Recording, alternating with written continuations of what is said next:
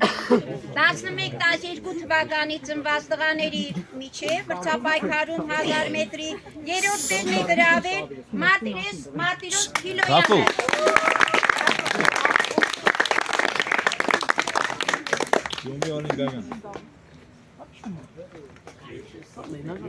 Երկրորդ տեղում է Գարիկ Փիլոյանը։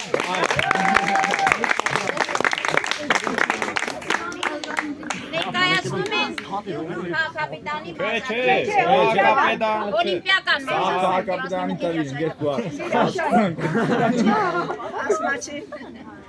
և հաղթողի կոչմանը արժանացել է Գոր Մկրտչյանը